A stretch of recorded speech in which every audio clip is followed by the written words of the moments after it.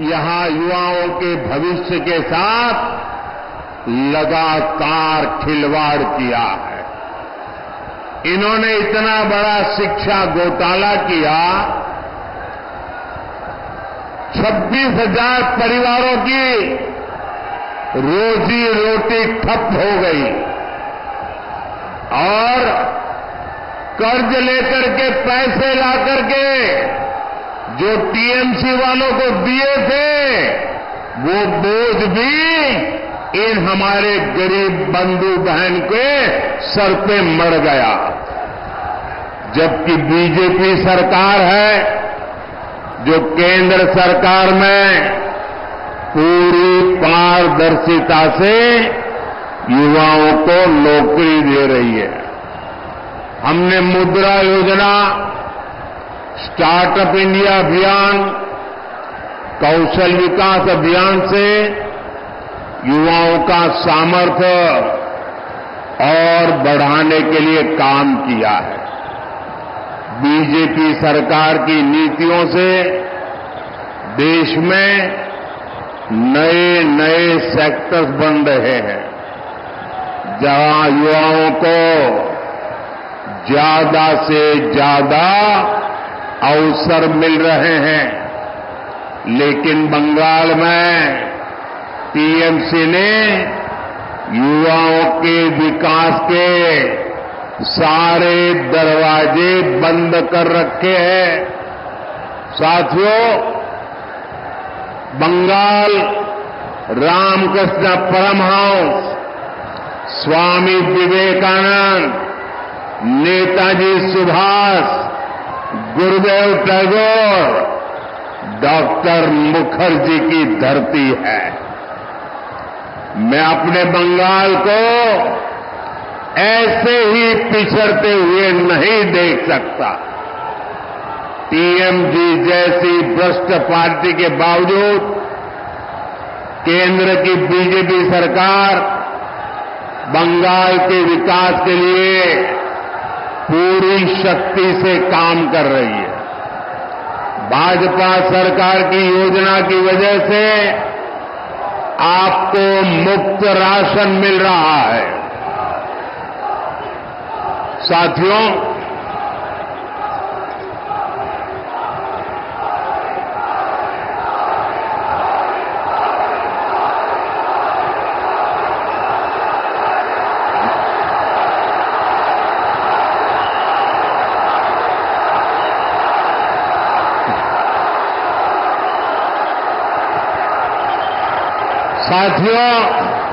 ये आपका उत्साह, ये आपका प्रेम मेरे सर आंखों पर।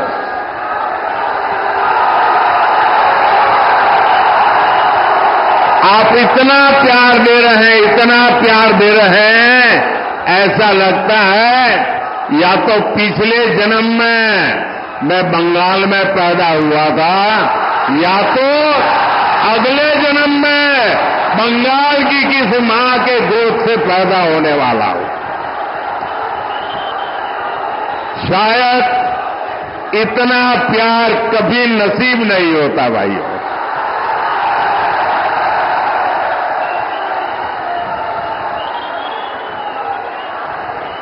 दोस्तों, लोग दूर दूर तक धूप में खड़े हैं। मैदान छोटा पड़ गया, हमारी व्यवस्था छोटी पड़ गई। आपको तकलीफ हो रही है, जो धूप में तप रहे हैं उनको तकलीफ हो रही है। ये जो आपको तकलीफ हो रही है ना, इसके लिए मैं आपकी क्षमा मांगता हूं।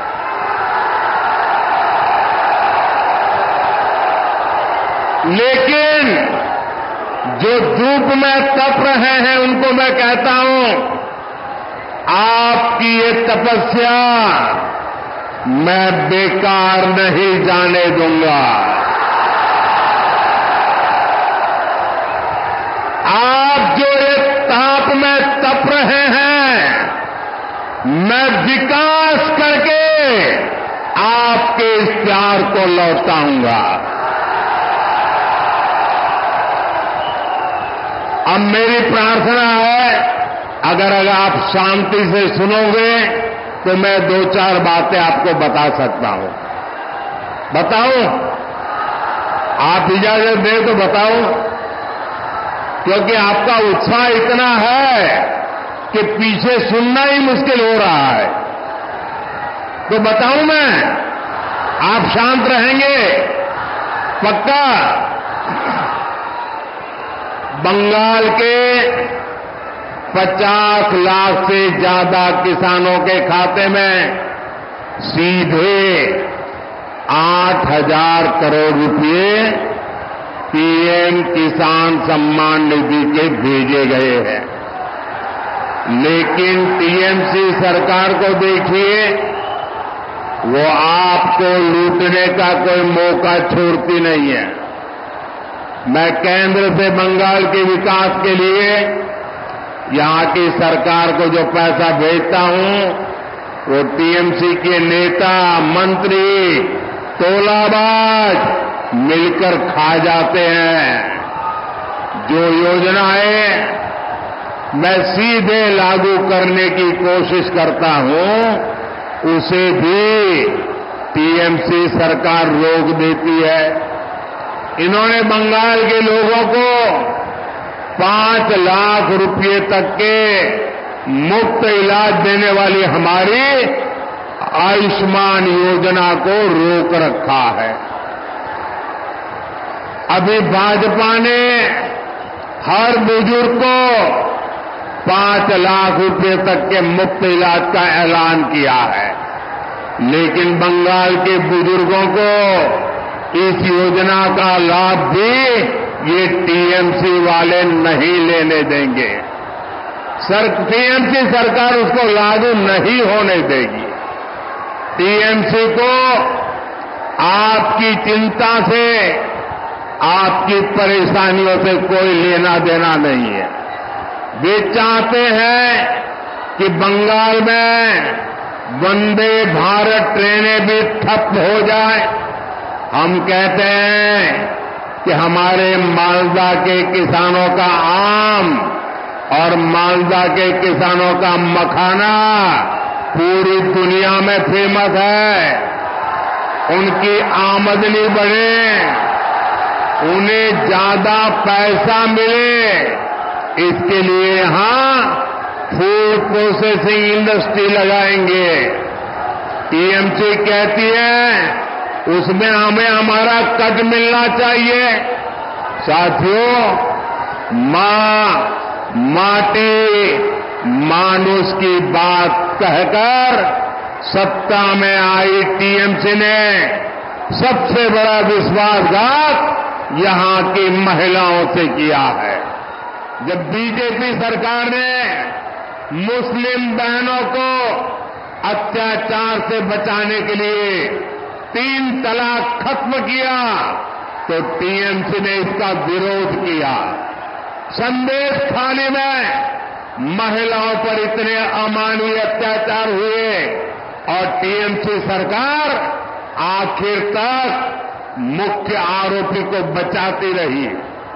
यहां मालदा में भी महिला के साथ शर्मसार करने वाली घटना घटी, लेकिन टीएमसी सरकार चुप रही, जबकि बीजेपी सरकार महिलाओं की मान मर्यादा इज्जत के लिए काम कर रही है।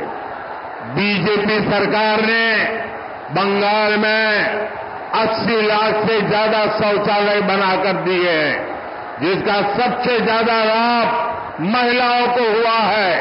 बंगाल की करीब 1.25 करोड़ माताओं बहनों को उज्ज्वला का गैस कनेक्शन मिला है। यहां पीएम आवास के जो हजारों घर दिए गए हैं, उनमें से ज्यादा घर महिलाओं के ही नाम है। पहली बार अब उनके नाम कोई संपत्ति हुई है। हमारी सरकार बहनों बेटियों के लिए हर स्तर पर नए अवसर बना रही है, उन्हें सशक्त कर रही है। साथियों, टीएमसी और कांग्रेस यहां आपस में झगड़े का दिखावा जरूर करती है, लेकिन सच्चाई ये है कि दोनों के विचार और आचार व्यवहार एक जैसा है। टीएमसी और कांग्रेस के जोड़े रखने का सबसे बड़ा चुंबक है तुष्टीकरण। तुष्टीकरण के लिए ये दोनों पार्टियां कुछ भी कर सकती है। तुष्टीकरण की खातिर ये लोग देश हित के लिए किए गए हर निर्णय को वापस पलटना चाहते हैं। इंडी गठबंधन वाले कहते हैं कि वो कश्मीर में आर्टिकल 370 फिर बहाल करेंगे। टीएमसी और कांग्रेस के नेता कह रहे हैं कि सत्ता में आए तो सीएए कानून को रद्द कर देंगे। आप मुझे बताइए, बंटवारे से पैदा हुए देशों में जहां हिंदू, सिख, ईसाई, बौद्ध धर्म के लोगों पर जुल्म ढाए जाते हैं, जहां उनको धर्मांतरण के लिए मजबूर किया जाता है, जिनके आस्था स्थलों, मंदिरों, गुरुद्वारा, चर्च ध्वस्त कर दिए जाते हैं, जिनकी बहन बेटियों का जबरन शादी करके उनका धर्मांतरण करवा दिया जाता है, आखिर वो कहां जाएंगे? इसमें बहुत बड़ी संख्या में हमारे दलित भाई बहन है। तुष्टीकरण के लिए टीएमसी कांग्रेस इन्हें भी ठुकरा देना चाहती है। सीएए नागरिकता छीनने का नहीं बल्कि नागरिकता देने का कानून है, लेकिन फिर भी टीएमसी लगातार झूठ बोलकर गप्पा फैला रही है। यही इन लोगों की सोच है। साथियों, मैं आपको इंडी गठबंधन के एक और खतरनाक इरादे के बारे में बताना चाहता हूं।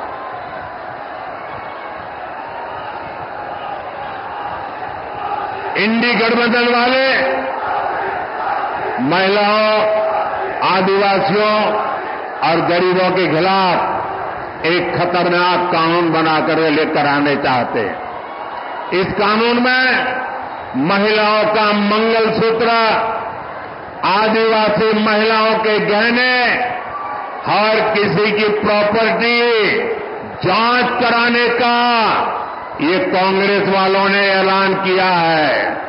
इसके लिए कांग्रेस के शहजादे विदेश से आई एक्सरे मशीन लाए हैं।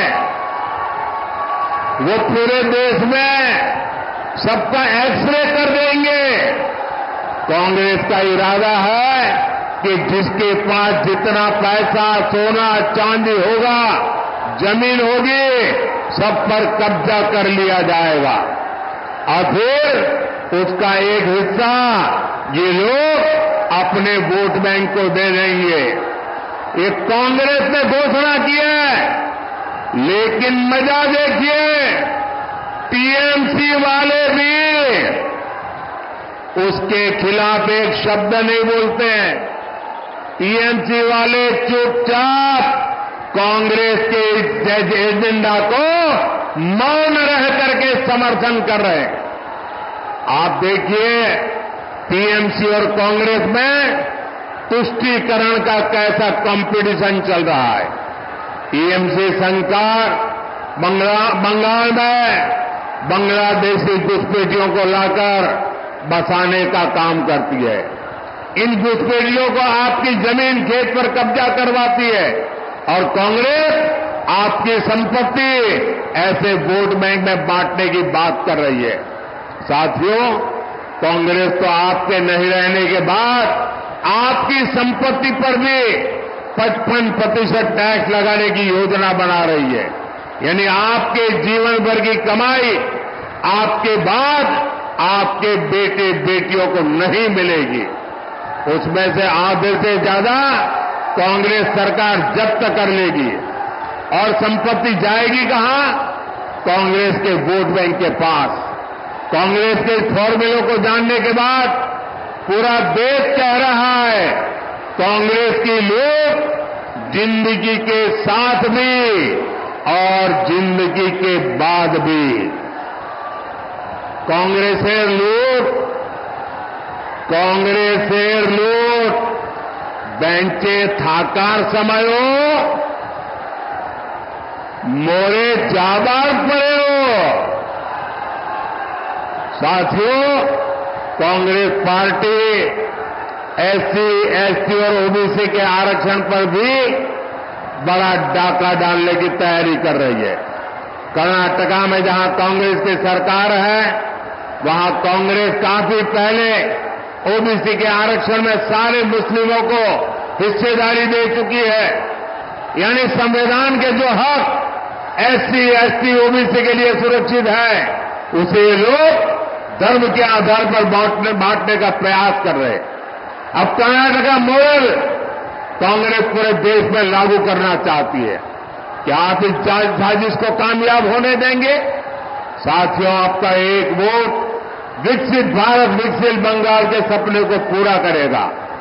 मालदा उत्तर से बीजेपी प्रत्याशी और लोकसभा में मेरे बहुत अच्छे साथी श्रीमान खगेन मुर्मू जी और मालदा दक्षिण से श्री रूपा मित्रा चौधरी जी, जिसको आप निर्भया दीदी के नाम से जानते हैं, ये हमारी निर्भया दीदी और हमारे मुर्मू जी 7 मई को इनको आपका एक एक वोट जो देंगे ना, ये आपका वोट सीधा सीधा मोदी के खाते में जाएगा।